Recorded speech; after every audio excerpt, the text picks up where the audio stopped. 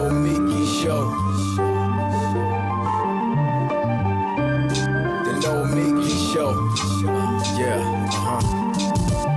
Clash momentarily for class solidarity. Cash circulating, give the masses back its currency. Greed from elites, oligarchs stay fed. Deep state, faith fed, everybody break bread. Racism, homophobia, sexism, religion in this melting pot we live in. Time to build a new system, unionize labor rights.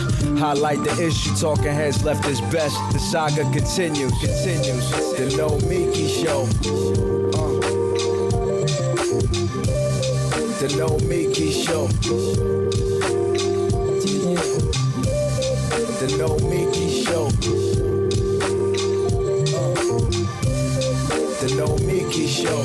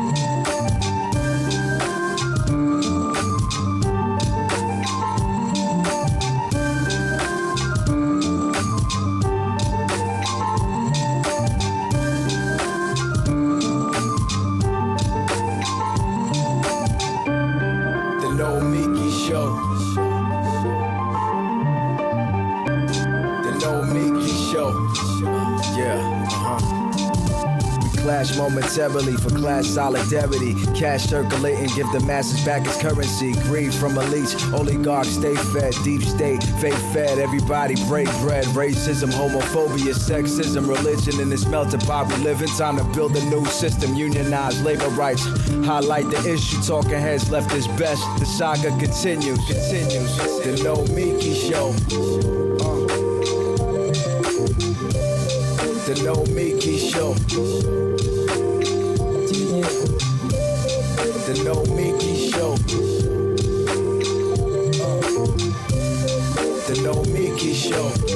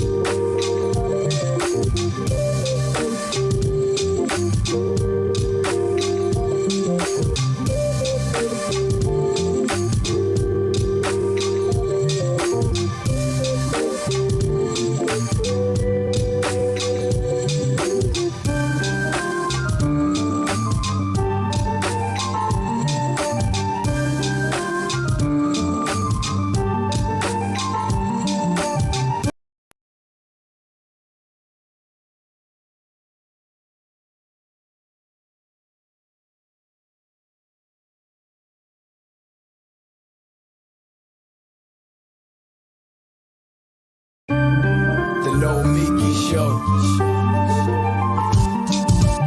Clash momentarily for class solidarity. Cash circulating, give the masses back its currency. Greed from elites, oligarchs stay fed. Deep state, faith fed, everybody break bread. Racism, homophobia, sexism, religion in this melting pot we live in. Time to build a new system, unionize labor rights. Highlight the issue, talking heads left is best. The saga continues. The Nomiki Show. Hello and welcome to the Nomiki Show. It is Wednesday, December 1st, and it is not a normal day because this is a day where the Supreme Court of the United States is hearing arguments that could likely, based on the makeup of the Supreme Court and the history and beliefs of the majority of the members of the Supreme Court at this point, it is likely that Roe v. Wade could be overturned. So I want to talk about something. There's an extraordinary campaign going on right now where there's a workaround, abortion pills. Now, of course, this is a prop. There are no abortion pills in it, but I am showing abortion pills. Now, we've talked about reproductive rights on the show extensively. This is not a new topic that we discuss. We have Femme Fridays where we've discussed it a lot. We have an all-female show today on a Wednesday. It is so important, especially in these media spaces that are dominated by white men with conservative tendencies, where the algorithms, also something that is being addressed on Capitol Hill today, where the algorithms are skewed more towards conservative male ideologies. It is so important right now that whoever has a platform and the ability to speak out talks about these issues, because reproductive justice is it is a civil rights issue. The majority of women who seek and get abortions because of financial issues. Now, of course, there are horrible other reasons, but they're personal decisions.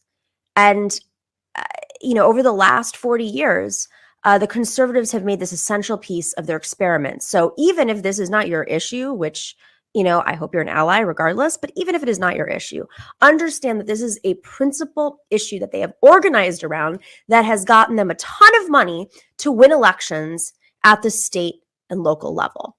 So if you think that, identity politics, talking about women's rights, is too much, understand that they use it as a tool, and that is how they have been able to win elections. So this is a very important issue right now, and it is intersectional, and it does have to do with economic justice. So if when we talk about these issues on the show, we're not a reductionist. My perspective is not reductionist. I understand that there are overlapping issues, that there's intersectionality here, and if you're not able to get there, then we're going to help you get there. So for those who have had an abortion like myself, or those who believe in reproductive justice, this is an extraordinary campaign by Shout Your Abortion. You can check them out at hashtag Shout Your Abortion, at Shout Your Abortion, Shout Your Abortion, hard to say actually, on Twitter. And of course, the website, the hashtag right now is Abortion Pills Forever. And this is all because SCOTUS, the Supreme Court of the United States, may overturn Roe v. Wade. But Shout Your Abortion wants you to know that abortion pills are safe, legal, and widely available online. So if right now you live in a state where it's very hard to access an abortion, you can still get abortion pills online, and they can be distributed to you and mailed to you at your address. This decision in Dobbs will very likely lead to abortion being banned in half of the United States. Abortion pills by mail are the best tool we have to minimize the impact of whatever anti-choice legislation we see passed in coming years. And everyone in this country needs to know about this ASAP. So feel free to use whatever messaging you have out there, but I am using my tools and I'm asking you to do the same. This is an extremely important day. This fight doesn't go, no matter what happens with the ruling, you can continue this campaign moving forward so folks know. And it's, there are people who are now willing to sponsor it. They're nonprofits because they're usually, these pills are safe and they're about $100 a pop. But there are also organizations out there. Go to this website. You'll learn more. Shout Your Abortion. The information is in our info section. And of course, the hashtag, if you want to go online and spread it around, is Abortion Pills Forever. Hashtag Abortion Pills forever. We have an extraordinary show today. I'll display my abortion pills one more time so you all see it. We can put that on the main screen. Use this as our main shot. I want y'all to see it. This is important, very important.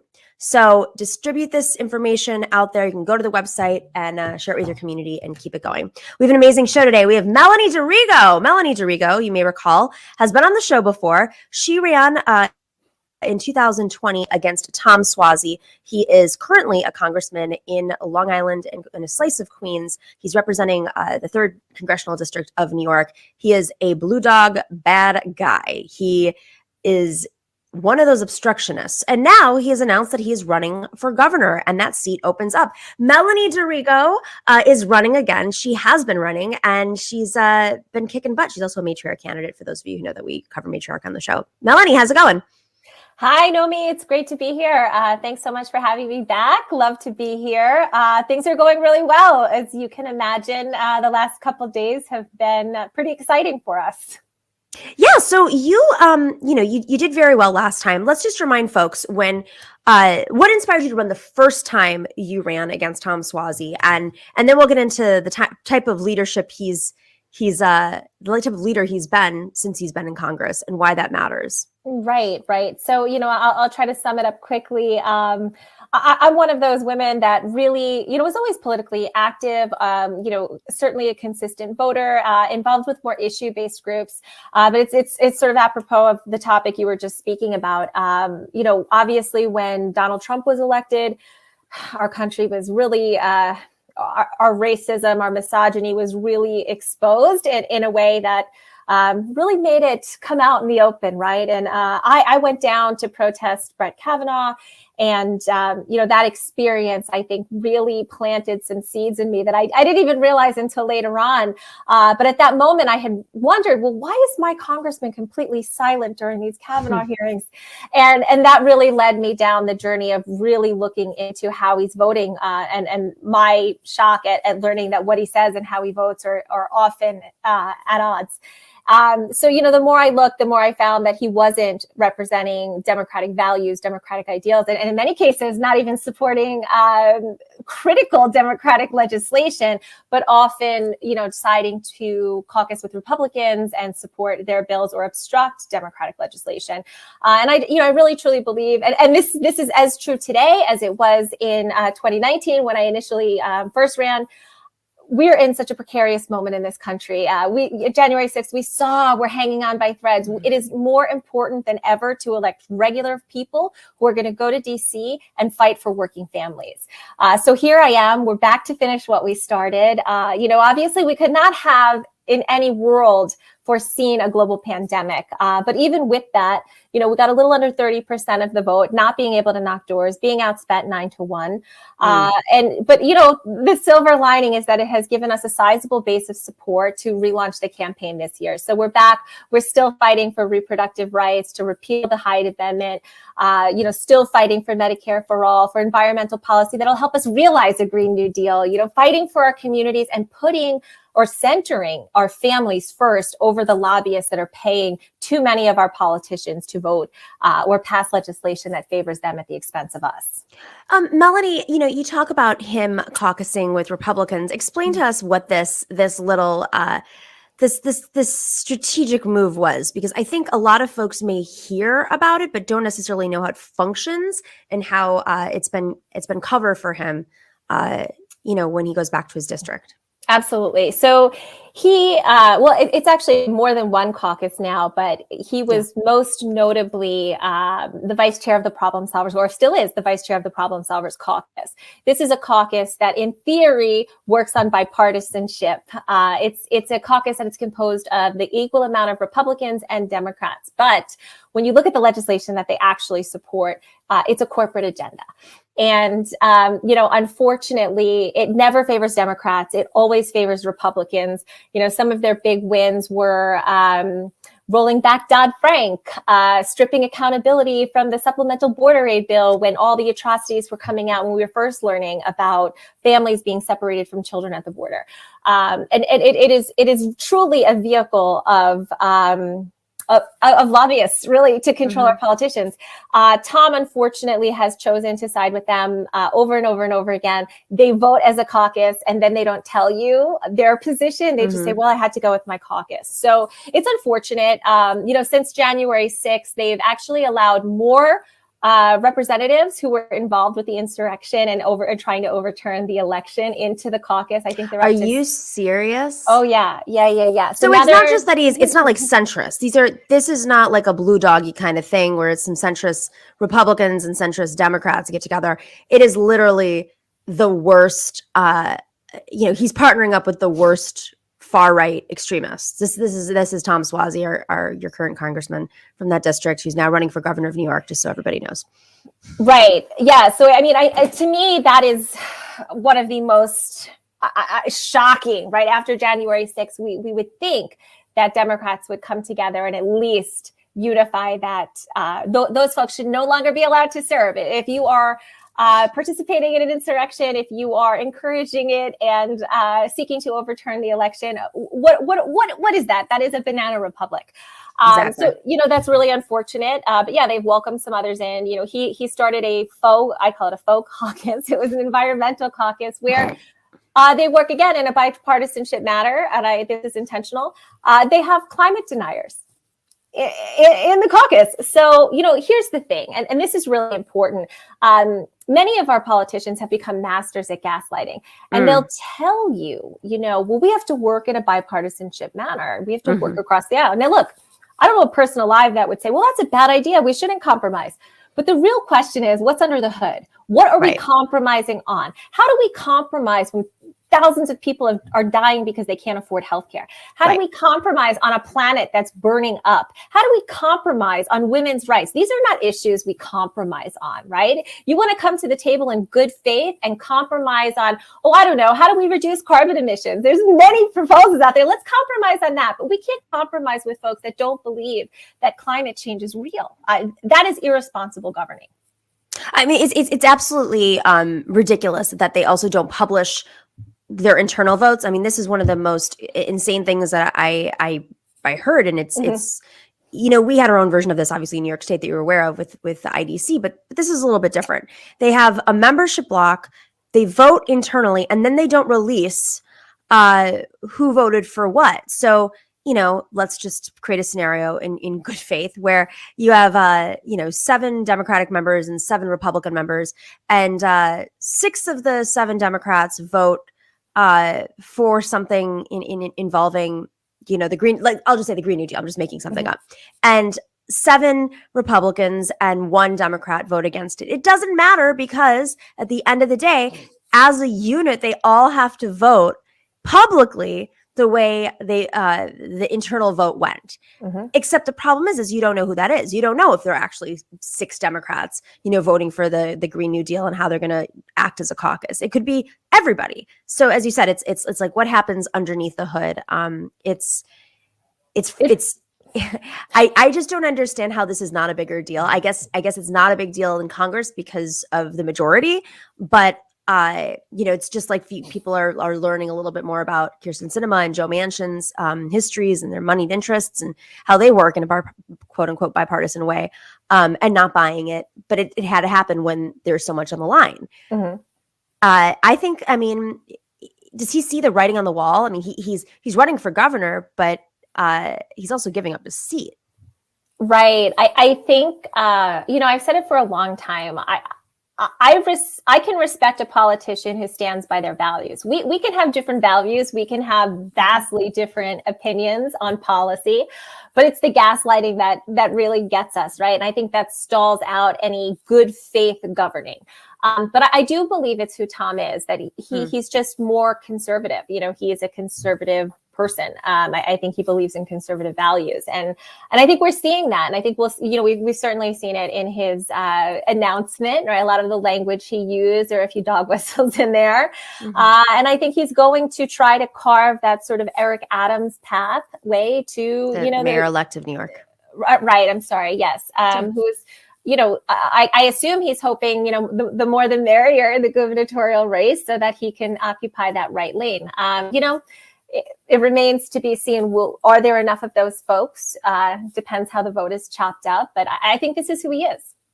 So Long Island, I mean, for folks who are not familiar with New York downstate politics, Long Island is sort of seen as a more conservative area of the state. The Democratic Party in Long Island just suffered horrifying losses this last election, lost all of their members in the state level. And maybe, that's also why he saw some writing on the wall, who knows. You have redistricting coming up. The lines have yet to be drawn. What does that mean for your candidacy? I mean, it's we've talked about this before, and winning in these types of districts and what kind of Democrat wins in these districts. But what does that mean for you when your plans this time around? Yeah, for sure. So I would say that there is a vast difference between a conservative area and an area that hasn't been organized. Right. For many parts of Long Island, there hasn't been historically an organizing infrastructure. There hasn't been massive get out the vote, drives. There are folks, families that their doors have never been knocked, not once, right? Yeah. That's insane. And I think what we're starting to see, not only around New York, but really around the country, is that when we come together and we start knocking those doors and we start engaging different sectors of the community and listening to what's important to them and start showing up for other people, beautiful coalitions start to form, right? And I'm so proud of the work that Queens and Long Island has done over the last several years. In Long Island alone, which Queens is obviously a little bit different, even though it does sit on Long Island. I like to call Queens the progressive capital of the state, because what's happening there is just truly incredible. I'm so inspired every day. But in Long Island, Northwest Queens, not all Queens is the same. No, but listen, I live in Northwest Queens, so I can. But we had some incredible progressive candidates get really close in Northeast Queens, and they continue to come, and they're building a pipeline, and it's just and it's multicultural, it's multi-ethnic, it's beautiful, and it inspires me each and every time I'm in Queens. But Long Island, I think we think of traditionally as Suffolk County and Nassau County. But there are well over 100 grassroots progressive groups that have sprung up on Long Island in the last few years. And they're out there and they're organizing. And there's been a significant amount of work to unite these groups and build in coalition together, right? Because we know as organizers, when we're building in our silos, it's hard to move the ball. But when we can harness that power and leverage each other's strengths, we're all better off, as a community. So look, I mean, there's a lot of criticism about what happened in Long Island in November. Nobody likes to lose, right? I mean, nobody. But I will say it wasn't a red wave. Republicans definitely excited their base, with a lot of misinformation, some racism, some hate. And that was unfortunate. Because I think when we gaslight folks, whatever side of the aisle you sit on, it brings down our community. But frankly, the Democrats lost because they failed to excite their base. Many ran to the right. Many didn't have a website, didn't articulate a platform. I'm serious. Yeah, I'm serious. So, it's easy to look at the numbers and say, oh my gosh, what's happening in Long Island? There were a handful of really spectacular candidates that it was unfortunate that, they didn't have the support that they needed to get across the finish line. And I hope they'll step up and run again. But overwhelmingly, Democrats didn't show up to vote. We've got the numbers here, and we're very capable of electing progressive Democrats, folks. Like for us, we're a campaign that's trying to bring the Democratic Party back to the values that they purport to represent. When I was 18 years old, I joined the Democratic Party because I believe all people should have health care. I believe in civil rights. I believe in human rights. I believe in reproductive choice, and we've gotten further and further away from that in this region. And I think that it's going to be very exciting for folks to have a candidate to vote for instead of a candidate to vote against. Well, I mean, the numbers were down. I mean, I understand organizing is a big part of getting people out to vote, but it also is jarring to me that on Long Island, where you do have active Democrats, that they stayed home as Donald Trump has been actively organizing and doing rallies on Long Island, as it's an extremist right wing that is popping up in Long Island. It is not like a libertarian right. It is a far right, hateful. There's a lot of hate incidents. I mean, every day I open up the paper and there's something happening in Long Island with Trump supporters. You'd think that there would be this friction where there'd be the resistance Democrats who would show up no matter what. Well, here's the thing. And again, I want to caveat that there were a handful of candidates that really did run for something, but the overwhelming amount of candidates ran defensive campaigns or they ran to the right. So when you're choosing between an outright Republican and someone that has really championed a lot of Republican issues, you're not motivated to vote. Right. And I think historically we have seen the grassroots come out and knock the doors anyway. And we did see that a little bit, but certainly not to the level that we've seen in previous elections. Other community members that will typically, that aren't, involved all year, but do come out to get out the vote, they didn't come out. And I think, look, if you look at the policies that, were being supported, I don't think that they excited the Democratic base. And I don't think there were enough Democrats that said, well, I'm just going to let it slide that, these Democrats are supporting optional mask policies in the middle of a global pandemic. Doctors, there's a large population of doctors in this district, and they couldn't make sense of that. How do we have a Democratic representative that in a global pandemic is saying, well, maybe kids in school don't need masks? I mean, that's not going to excite folks to vote. So there's a lot more going on than the numbers, Listen, the Democrats broke the tried and true rule. You don't excite the base doesn't come out and vote for you. Are there other people now now that the seat's opening up, of course, when there's an open seat, everyone who's interested in running or sitting in office will come to the table. Right. Have you seen that in the last couple of days? Yeah, I think there's a lot of conversations happening.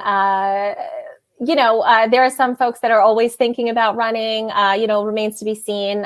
We're seeing a lot of hesitancy. There's folks are very, I think, concerned about redistricting and what that may look like. We'll see.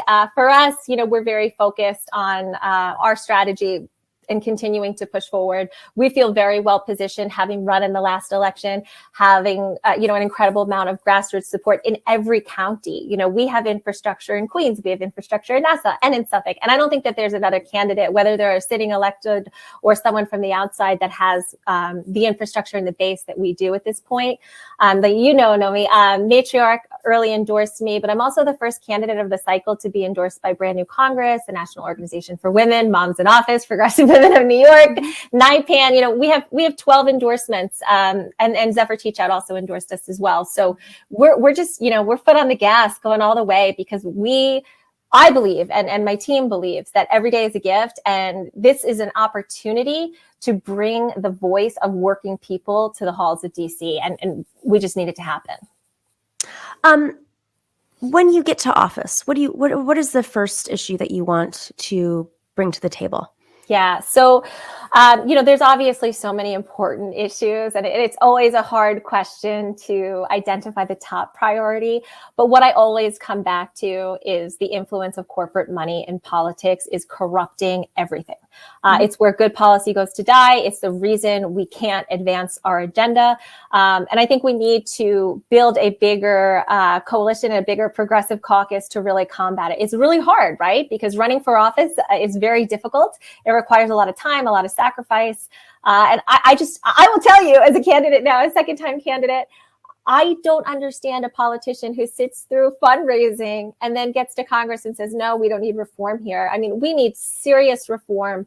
We need publicly funded elections. We need to make sure that regular folks have the opportunities and the access to run for office, because that is how we will have, I think that's how we'll create the world that we all want to live in. So that is first and foremost. We have to address that in a major way, because without doing so, it's going to be very hard to pass policies to help us realize the Green New Deal. It's going to be very hard to get to universal health care and Medicare for all. Listen, it's going to get hard to do just about anything in Congress. But, I've always been, I'm an allied health professional. Healthcare is something that's really important to me. And I will fight with everything I have to make sure that everybody in this country can not just access healthcare, but get healthcare whenever they need it and never have to worry about cost. In the last year, we've seen pressure put on progressives that have been elected to the squad by folks, whether they're progressive or not, or they're online, instigators, but there's been a lot of conversation in these spaces about, well, okay, great. Now they're in and they're the squad, but they're still operating within the confines of the power structures that are determined by Nancy Pelosi. And even then, as we saw with this last fight, Pramila Jayapal was really going, who's the leader of the Progressive Caucus, was going head to head with Nancy Pelosi to try to push for more support, for more support for women, for more support for working families, and of course, protecting workers all over the country. And a lot of those fights were lost. If you're in the Progressive Caucus and you're dealing with these power structures, are you willing to defy on one issue, and stand out, knowing very well that defy leadership, I should say, knowing very well that you might lose on another issue later. And this is sort of the internal baseball folks don't want to really acknowledge, but until progressives are in the majority, and hopefully that's sooner rather than later, but it's probably not going to be, just based on historic trends. This isn't me being like a Debbie Downer. And until you're at that point where you're in the majority, and even then there's flavors of progressives, and every progressive has a different issue that they want to put forward and prioritize.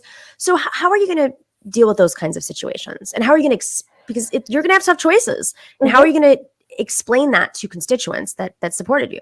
Right. Look, I'm not going to pretend to understand the internal pressures that are on many of our electeds.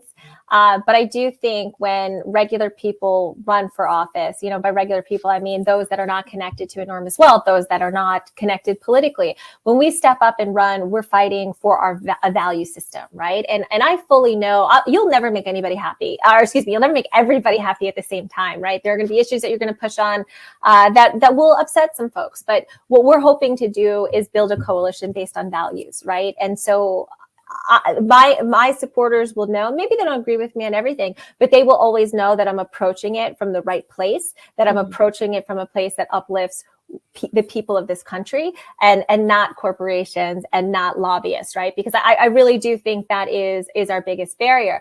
That being said, look, I think the only thing we can do is continue to support progressives and get more progressives elected to office, to get folks that are fighting for us. That's how we build power. You have to be strategic about it. You can't, you have to check your ego, right? Yeah. There are issues that are important, but you can't throw away, you can't start a fight you're not going to win to get nothing in return. So I think for me, it's important. I'm very, very excited and willing to go to bat for the issues that I care about and that my district cares about. But we have to make sure that it's strategic and that there is an end game. And, I understand, there's a lot of people upset because they feel that government isn't working for them. This has been true for a very, very long time. And I think that sometimes the squad members and other progressives, it all gets lumped on them because they're our hope, right? That's why we supported them. But at the end of the day, they're human beings also, right? Like Alexandria Ocasio-Cortez gets elevated to this goddess stature, and she's wonderful. But she's a human being, right? And I think sometimes when we don't get what we want, we need someone to take it out on, right? And sometimes it falls on the squad. But I would also like to elevate, Representative Cori Bush. She's been incredible. And she's one person, she's a first-time Congresswoman. Within days of being in office, she issued a resolution to expel the members of Congress who participated in the insurrection. That's some courage. Yep. She's there for a couple of days, just inaugurated, right? And then look what she did when the eviction moratorium was, when they weren't extending it. Congress went home. They went home. And she said, nope. And this was a really unconventional move, and I'm so here for it, right? She camped out on the Capitol steps. She called other congressmen back. Some went back. They stood with her. And President Biden extended the moratorium. Can you even think of another example where a brand new congressperson wielded that kind of power? Oh. And this is what I love about her, and I think that you'll be able, and you know her, she was a matriarch candidate, and you were on a lot of phone calls with her and Zoom calls. And, but there is something very specific about understanding how power works that comes from the experience of running for office. And, the average number of times it takes a woman to get elected is 3 times. I'm sure that statistic's actually worse now, but I don't know when the last time it's been studied. But with that, I mean, she had run 3 times before, and she came in very clear on what her vision was, very clear on who her constituents, that she was, what her constituents were going through because she'd been embedded in the community, and very clear on not messing around, not taking it for granted. I mean, this is her exactly. This is a tweet that she put out on July 30th as she was sleeping outside Capitol Hill. I mean, and that's what it means. It's like she was an activist, but then she also understood how to push power structures internally and externally. And I think that's brilliant, and that comes through these experiences. Like, this is your second time around, and just how much, what have you learned since your first run that you're taking in and you could take into Congress this time around?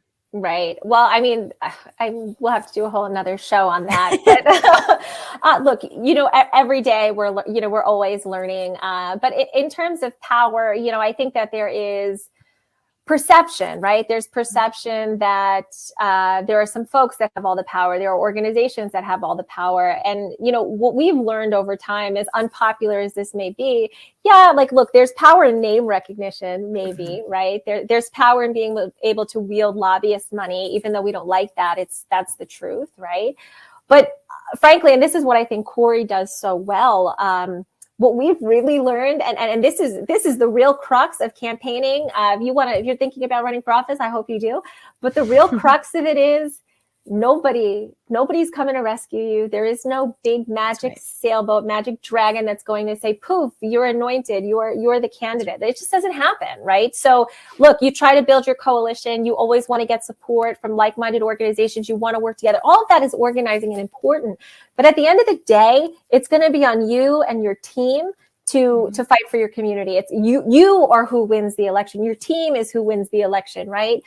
Your supporters that you build and cultivate, they win the election. It's not the massive organizations. It's not the one person that endorses. That's just not how it works. So I think Corey has really, like, to my earlier point, really lived her values, right? And maybe there are folks that don't agree with Corey on every single thing she supports or fights for. Maybe they do, right? She's pretty amazing. But we know that Corey's a real fighter for us, right? I think, she's quickly sailing to the head of the squad. I think she's people are very impressed with her, as they should be.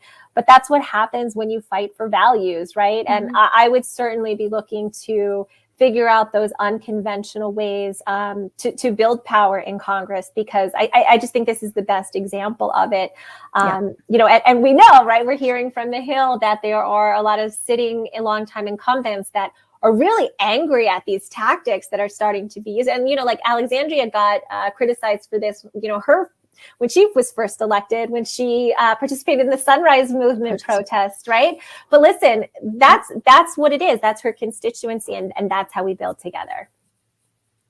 And that's how we're going to change. I mean, these are unprecedented times where clearly, you had an insurrection. If they're getting mad over these types of actions, this is when you do that. If you're not going to do it now, then when are you going to do it? So if you're not going to run now, then when are you going to do it? I mean, this is a moment, and this is a very important moment, that if you have the ability and the courage to do so, and the situation in which provides you the opportunity to do so, because that's always a part of this too, of course, then do it. And Melanie, I mean, I've seen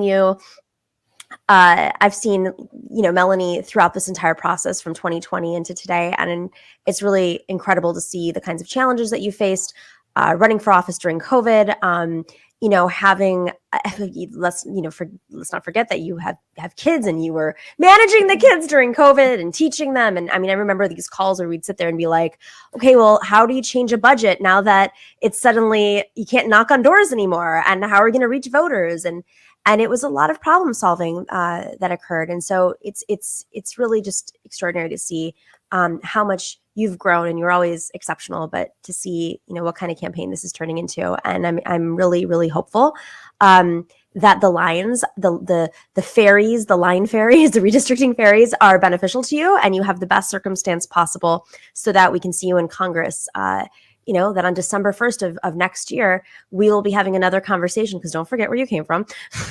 Not me. Not me. That you're on the show, or we're talking somewhere else, and we'll book it let me know now. when you're Okay, planning to do it. I'll lock it in with the scheduler now, so we can. I promise, I'll be there. December 1st, same I'll be time. there. I'll be maybe there. the same place. I'll be there. Right, for Awesome. sure. Yeah. Can I just say one other quick thing, if that's all right? You know, when we talk about, and I always do, encouraging folks to run for office. You know, something that I have said from day one is like, look, when you win, and you have to go into it with the mindset you will win. We did last time. We're definitely doing it this time. Winning, that is, but.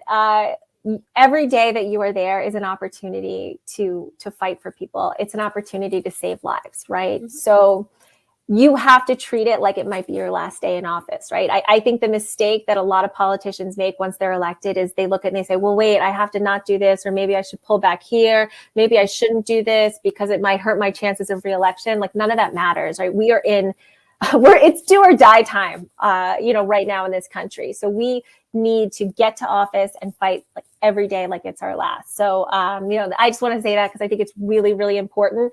I think Corey embodies that, as do, several others, but we need more folks like that in Congress. Thank you so much for having me. I really love to be here with you. We have your website up there so people can get involved. And of course, contributions are always welcome and needed. When you don't take corporate money, it is not easy to raise money, especially since there's so many things that are unpredictable right now. It's really, really important that Melanie's campaign has the foundation so that she is, she's a viable candidate. She is one, and she will continue to get those endorsements so that she can solidify the left and organize the left. So we have all of your stuff up there, and we're looking forward to several more conversations, Melanie. Thank you so much, Nomi. I appreciate you. Thanks. Take care. We will be right back after a brief little break. So stick around and click subscribe. Have you done that yet? Did you click subscribe? Are you a patron yet? Join us now. This is the moment that you should be a patron. If you watch our show and you can throw in a little bit of money into the pot, it makes a huge difference. It keeps this one light right in front of me on. I could get a bunch of other lights too. We could have more lighting. No, I'm kidding. Join us at patreon.com/The Nomiki Show. We will be right back.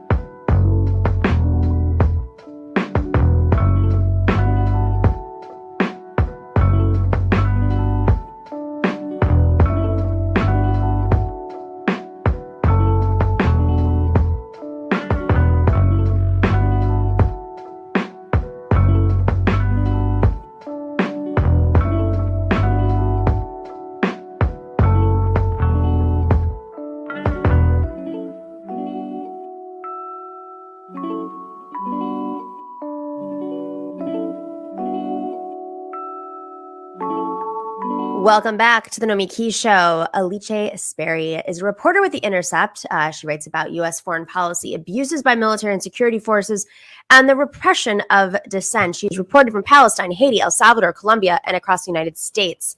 But she's originally from Italy and lives in the Bronx. Gotta share that. Gotta share it. I've never said Alice. I learned something new today. I love that. Thank you. And thanks for having me too. Of course. So you have this article that just came out in The Intercept titled Anti-BDS Laws Could Upend the Constitutional Right to Engage in Boycott. And just like we're sitting here today watching the Supreme Court, possibly overturn Roe v. Wade based on a long conservative fight at the local level in state legislatures, over the last 35, 40 years, you're seeing similar actions in many other areas. It's like they're literally checking off the boxes through state level organizing at a time in which Democrats have been like MIA locally. So, tell us about Boycott, the film, and what's been happening at the local level. Sure, and thanks so much for having me. So Boycott is a new film that just premiered in New York last month. It's produced by JustVision, which is this group that kind of, looks to fill a bit of a media gap when it comes to Israel and Palestine and really highlight, for the most part, activists and organizers in Palestine and Israel doing work there. And this film is a bit different for them because they actually focus on a very U.S. story. It's a very local story. The focus is basically on this anti-BDS legislation that for several years now has been passed at the state level across the country. There have been 33 bills passed at the state level, but more than 200 that have actually been introduced over the last several years and really have pretty much flown under the radar, which I think is what's so important about this film, is that it really sheds a light on this very deliberate, very calculated long-term effort, as you put it, to pass this legislation. Your viewers might be familiar with the fact that there was an effort to pass such legislation at the federal level. Some of it would have actually criminalized boycott in Israel, but that fell through for now anyway. But at the state level, nobody really was pushing back, and so a bunch of these bills were passed that essentially, most of them, target contractors, state contractors, so basically use the power of the state to provide money to people and companies that choose to engage with in a boycott of Israel. Okay, so let's help me understand that more. Like, what do you mean by contractors? I mean, I think people are very familiar with what's happening with Ben & Jerry's right now and how out of control it's gotten. I was really surprised by, and they're standing their ground. But is it something similar to that, or is this Ben & Jerry's, of course, saying that they're no longer going to be selling in the West Bank? Right. I mean, there are a number of bills. They are not all the same, although all of them seek to sort of stifle criticism of the Israeli occupation of Palestine in different ways. So in some states, we have, in New York, for instance, we have the state choosing not to invest the state pensions in companies that boycott Israel. In other states, the punishing for people that are critical of the occupation is much more direct. So we first actually at The Intercept reported about this.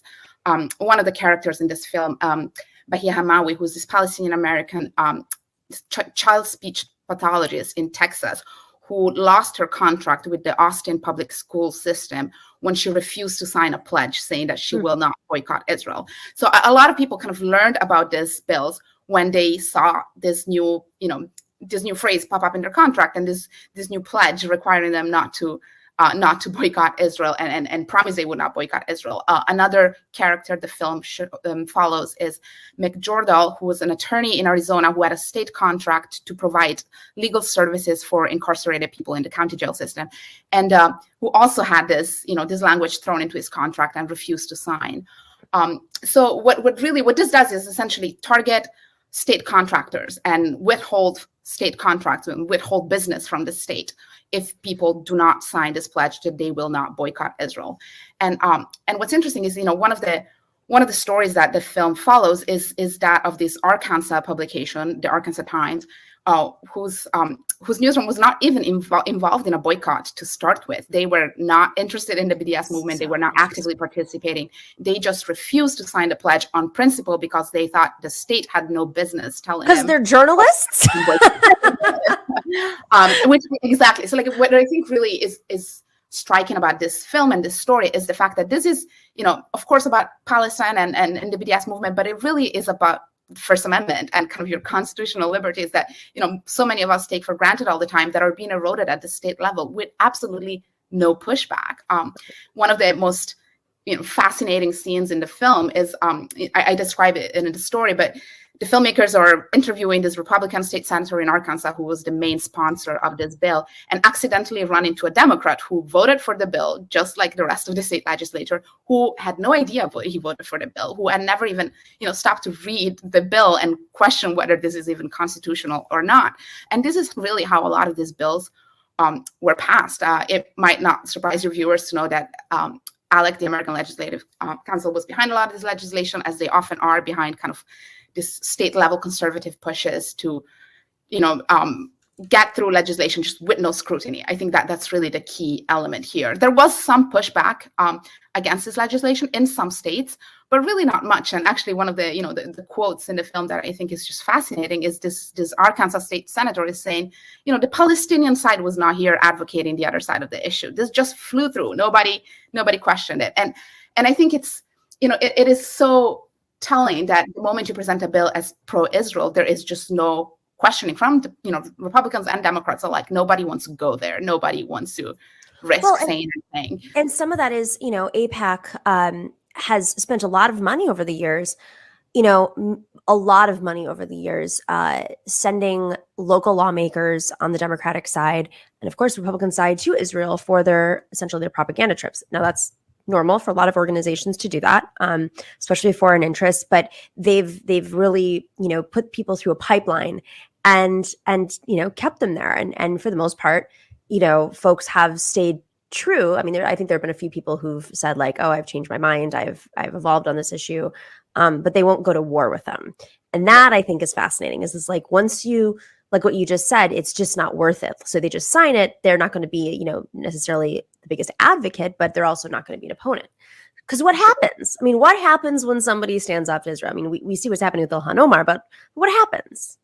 Yeah, that's the problem. The political cost of saying anything that's vaguely critical of Israel is just, so huge for elected officials that nobody really wants to touch it. But what's interesting about these bills is that it's putting that cost on everybody else, right? You might be an attorney providing legal services in Arizona who cannot say anything about Israel, or you lose your job, right? You might be a speech therapist in Texas who does not want to sign this pledge. You will lose your state contract. So this is really kind of expanding the burden, expanding the impact of this political influence, which is ultimately what this is. And what a lot of these people are saying who file suits in their states against this legislation, what they're saying is like, this is like such an un-American legislation to have. I mean, this goes, of course, against our constitution, but really, you're giving precedence to a foreign government. You're allowing a foreign government to meddle in our own rights. And that is really, why they filed suit and while they fought back against this legislation to really kind of uphold their rights as Americans. And one point they make, and I think the film makes very well,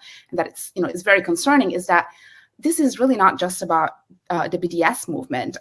Texas, for instance, which is one of the states that had this legislation, has already used that legislation to pass similar bills that essentially make it impossible for people to get state contracts if they boycott fossil fuels or firearms. And so you can really just kind of see the possibilities of this. All you need to do is change a few words in the legislation, and you can target any other cause, on whatever side of the political spectrum, because who knows how this could be used down the line. So it's really really kind of pervasive and dangerous, regardless of whether one supports the BDS movement or not. Is it just coming from ALEC, or is this being funded? I mean, when did this start to operationalize, and where's the money? Like, where can you track it?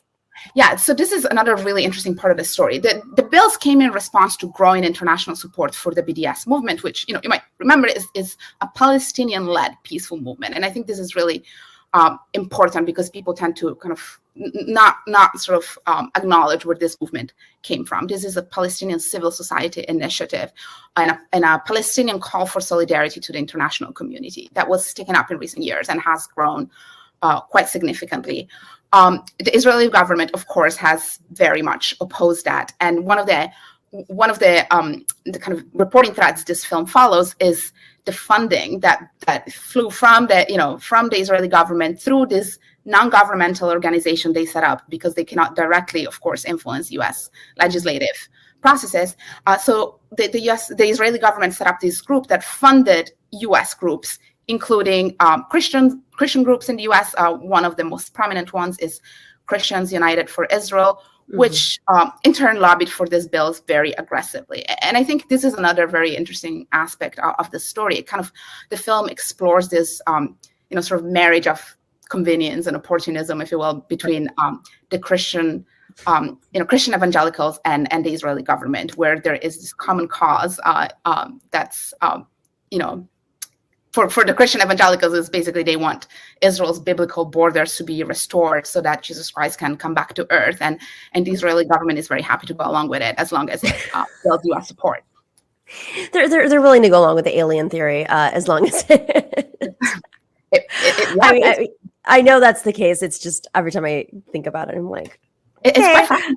But this is, we laugh about it, but it's really how these policies are ultimately passed. I mean, the state senator in Arkansas I mentioned, he says that in the film, when like no shame. He's like, when Jesus Christ comes back to earth, everybody, Jews included, will go to hell. And this is why we support this anti-BDS legislation so that can happen faster, right? So it's really, really striking. And I think it's a story that, some people are starting to pay attention to, but it just has not garnered the amount of attention it should, I think. Where can people watch this film if they want to see it right now? Well, they should go to JustVision's website and check out promotional material. I am not sure whether it is available online yet. It's premiered in film theaters in New York for now. And in New York, where can people see it? It was at the NYC Doc Festival last month. I'm not sure if it's still screening, but it will. I'll put that information up. Sorry. No worries. And actually, I think JustVision does a lot of work with, kind of sending their films out to schools and different groups across the country, like really want them shown, particularly because this is the kind of story that the media tend to ignore, right? So even the anti-BDS legislation itself, with the exception of some local coverage of these different lawsuits where they happen, there just has not been a very significant effort to cover this bill systematically, to watch what's happening across the country, to just follow these legal challenges, which, by the way, is a very important part of the story because, some of the plaintiffs some of the people who are profiled in the film won their lawsuits against their states, against Texas, against Arizona. But the Arkansas case actually is up at the 8th Circuit right now. They originally lost, appealed, and won, and now the case has been reheard, and it could end up before the Supreme Court, which obviously has massive implications for the right to boycott anything. Exactly, which is free speech. I mean, I think the most fascinating aspect of this is essentially a foreign government. I mean, you could say the same thing about Saudi Arabia. You could say the same thing about any foreign government. We have more freedom to challenge our own government than we do other governments, which is, oftentimes we say that we're the empire and we're the colonizers, but makes you think a little bit. Yeah, but what's interesting about these bills is that if they, if the government rules as the Arkansas Attorney General is trying to do, that you have no right to boycott, that is not a constitutionally protected right, which, by the way, is a paradox because the Supreme Court has already ruled that much. 40 years ago, there was a very well-known case about the boycott of white-owned businesses in Mississippi, and the Supreme Court ruled unanimously that that boycott is actually constitutionally protected. But now we're back in court, and there are, the government's trying to interpret that differently and maybe suggest that you can actually call for a boycott but not engage in one. And so, as we've seen with abortion and other things we have long taken for granted, that's back in question. And it really, I think, shows how fragile the constitutional protections we take for granted are, and how insidious this legislation is when you don't pay attention. As was the case with abortion, you have all these bills being passed at the local level here and there, and there's, eventually something sticks. Eventually you get a judge to rule in favor, and this is where you end up, back in especially if you have conservatives who've just dominated in appointing these justices for many for life. And of course, the Democrats, theme of the day, when Democrats don't exist locally, you have Republicans dominating, and this is their 40 plus year experiment, is to take control at every single aspect of government. And then Democrats come in, have the Senate, the House, and the presidency like once every 20 years and then lose it. So when it comes to Israel, there's basically no difference between exactly. Essentially. So that in general, yes, that's of course the case, but it doesn't even matter here, basically. But the local, using this as a precedent now, I mean, this is the problem, is that if there are Democrats who have the same beliefs, Zionist-led beliefs, that's one thing. But now this is take your beliefs aside and look at it from a legal perspective. There are a lot of, this is where the law and being a judge is important. You might have a personal belief over something, but then there's just the constitutional right. And it could be a precedent for so many other things. And which is why, that one case was one, even though it's clearly leaning towards white business owners. So. Right. Yeah. And, what's interesting with the Arkansas Times case, which is now at the 8th Circuit, is the state senator who lobbied for this bill is actually saying, I don't care if they lose business because I don't like what they publish anyway, which is really not about Israel, not about the, he's kind of, like saying the silent part out loud. Like it just, the fact that there is no interest in kind of protecting your state's newspaper's right to publish what they like, let alone the right to boycott, which they're not actively engaging in, is really just telling and kind of terrifying, frankly. Slippery slope. Alice Speri, reporter at The Intercept, thank you so much for joining us and for sharing this story. It's super fascinating. Hopefully folks will be able to check out the film wherever they are, even if they don't agree, because that is a right that we have in our country, is to be able to see different sides of an argument. And even if you don't agree with, understand that fundamentally we have constitutional rights, and they're just basically tapping into a nerve and an opportunity to organize around fundamentally cutting our rights, whether or not, that's their agenda or not. Alice, thank you so much for joining us. We appreciate it. Thank you for having me. All right. And to everybody else, please join us on Femme Friday, this Friday. We're going to have a jam-packed show. It's going to be a lot of fun. Thank you to our team here, David, and thank you to Ruthie and our guests, Melanie D'Arrigo and Alice Speri from The Intercept. Always grateful to everyone. Stay in solidarity, and we will see you on Friday. The Nomiki Show.